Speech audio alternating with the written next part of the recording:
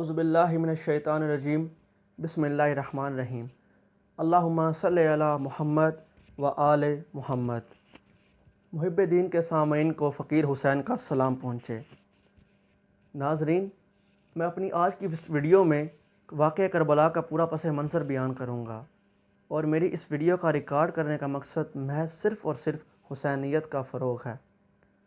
عزیزین محترم، حضرت امام حسین علیہ السلام جو کہ حضور اکرم صلی اللہ علیہ وآلہ وسلم کے نواسے ہیں، کیونکہ مولا حسین علیہ السلام کا جو رشتہ ہے وہ حضور اکرم صلی اللہ علیہ وآلہ وسلم سے نزدیک ترین ہے، اس لیے مولا حسین علیہ السلام کا جو کردار ہے وہ بھی عظیم ترین ہے۔ مولا حسین علیہ السلام نے کربلا کی جنگ نہ تو کسی کرسی کے لیے کی اور نہ ہی خلافت کے لیے۔ مولا حسین علیہ السلام نے یہ جنگ صرف اور صرف اپنے نانا کے دین کی بقا کے لیے لڑی۔ مولا حسین علیہ السلام اگر اس وقت کسی مصالحت، کسی مصلحت کے تحت جنگ نہ کرتے تو آج اسلام جس طرح ہمیں اپنے پورے وقار اور شان کے ساتھ ملا ہے کبھی نہ ملتا۔ آج اسلام اگر اپنی اصلیت پر قائم ہے، اپنی اصلیت پر باقی ہے، تو صرف اور صرف مولا حسین علیہ السلام کی ہی مہربانی ہے۔ عزیزین محترم، اس خیال کو اپنے دل سے نکال دیں کہ مولا حسین علیہ السلام مظلوم تھے، کیونکہ جنت کے سردار مظلوم نہیں ہوتے۔ مولا حسین علیہ السلام ایک شجاعت والے انسان تھے، ایک بہادر انسان تھے، ایک قناعت پسند انسان تھے اور ایک جرری انسان تھے۔ عزیزین محترم، آئیے اب میں آپ کو واقعہ کربلا کا پس منظر بیان کروں۔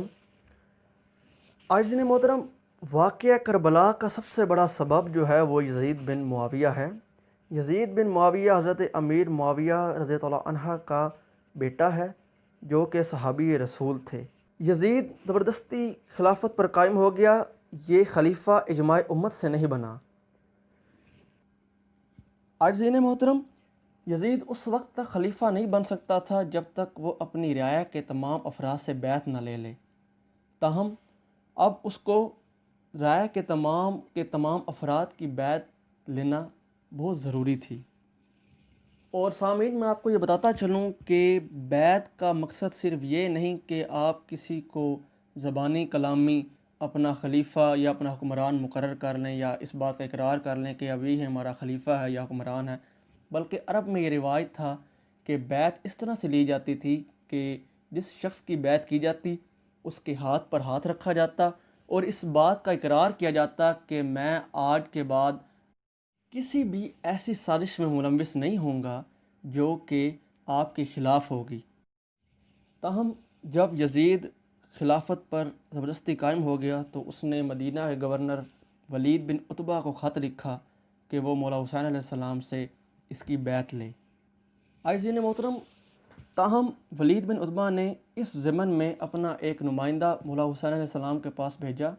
وقت عشاء کا تھا اور مولا نماز پڑھا کر فارغ ہوئے تھے۔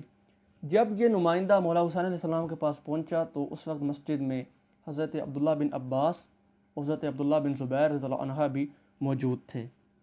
جب نمائندے نے مولا حسین علیہ السلام کے پاس آ کر یہ کہا کہ ولید آپ کو بلا رہا ہے، تو مولا حسین علیہ السلام نے فرمایا کہ میں سمجھ گیا ہوں کہ حضرت امیر معاویہ رضی اللہ عنہ کی جو ہے وفات ہو گئی ہے اور یزید زبردستی خلافت پر قابض ہو گیا ہے اور اب وہ مجھے بیعت کے لیے ہی بلا رہا ہے۔ تاہم آپ کے ساتھیوں میں جو موجود تھے اس وقت وہ حضرت عبداللہ بن زبیر اور حضرت عبداللہ بن عباس رضی اللہ عنہ تھے، تو انہوں نے مشورہ دیا کہ مولا آپ اس وقت اکیلے نہ جائیں کیونکہ یہ خطرے سے خالی نہیں ہے۔ تاہم اس ضمن میں انہوں نے آپ کے ساتھ 14 افراد کو بھیجا اور وہ باہر گورنر ہاؤس کے دروازے پر ہی کھڑے رہے۔ عزیزین محترم، جب مولا حسین علیہ السلام اس کے دربار میں پہنچے، مطلب کہ گورنر ہاؤس پہنچے، تو ولید نے کہا کہ یزید نے خلافت پر قبضہ کر لیا ہے اور وہ چاہتا ہے کہ آپ اس کی بیعت کریں۔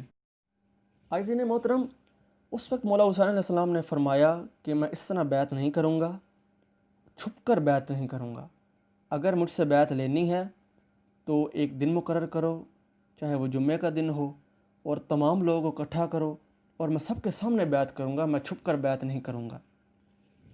جب ولید بن عتبہ نے یہ سنا، کیونکہ وہ محب اہل بیت بھی تھا، تو وہ کہنے لگا ٹھیک ہے مولا، میں اس بات پر راضی ہوں، میں اس کا ذکر یزید سے کروں گا۔ جب مولا حسین علیہ السلام اس کے دربار سے واپس باہر آنے لگے تو وہاں مروان بھی موجود تھا جو کہ مدینہ کا سابق گورنر تھا۔ تو وہ کہنے لگا ولید کو کہ اگر آج حسین علیہ السلام یہاں سے چلے گئے تو دوبارہ ہاتھ نہیں آئیں گے۔ جب مولا حسین علیہ السلام کے کانوں میں یہ بات پڑی تو مولا حسین علیہ السلام کہنے لگے کہ اے مروان ابن مرجانہ، بالکل اسی طرح عزیز محترم مولا نے کہا کہ اے مروان ابن مرجانہ، یہ کانوں میں کیا خسر پسر کر رہا ہے؟ ہمت ہے تو میرے سامنے آ کے بات کر، میں علی کا بیٹا ہوں، میں تم سے ڈرتا نہیں ہوں۔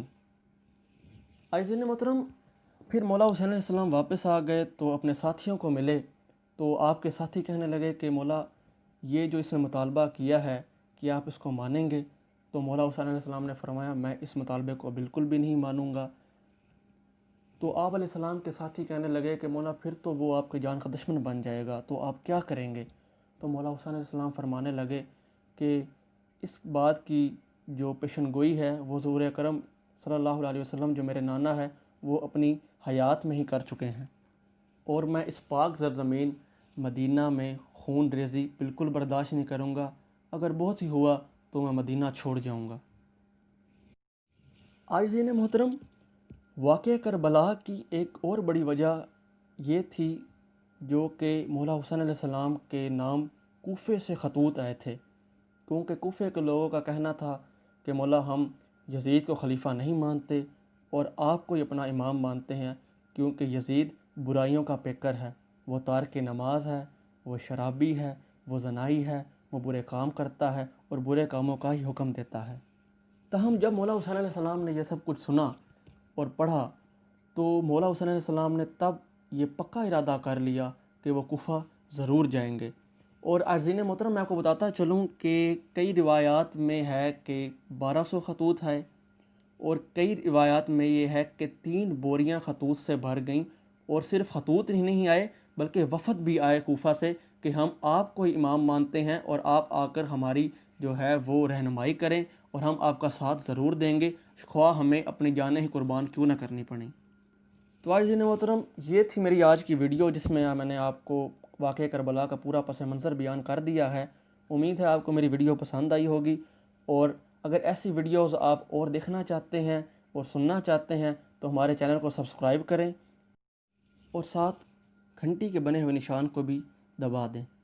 اللہ حافظ، اللہ آپ سب کا حافظ و ناصر۔